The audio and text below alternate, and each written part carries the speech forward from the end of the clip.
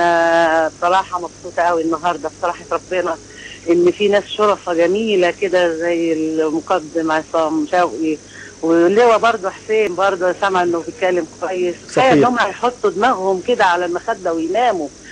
الله عز وجل هيحفظهم. اوعى تحسب إن هم هيجرى لهم حاجة أبدا. بإذن الله ربنا هيحفظهم ويحفظ أولادهم عشان ما ضيعوش حق الناس.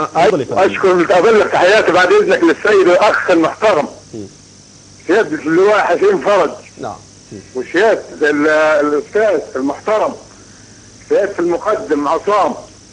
نعم عصام الرأي شوقي المصري الحر المحترم. سواء أيام الثورة ولا أيام حكمة الكلب حسني مبارك. يعني بدون هذه الأشخاص ذلوا كثيرا من الناس ليس لهم أي ذنب.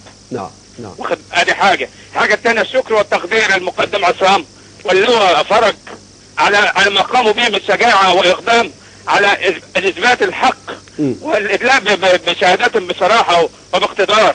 يعني في غاية السعادة بالشهادة الطيبة لسيادة المقدم عصام شوقي وسيادة اللواء حسين فرج، وربنا يكثر من أمثالهم، لأن طبعا زي ما قال أحد المشاركين مع حضرتك قبل كده خير فيه في أمتي إلى قيام الساعة.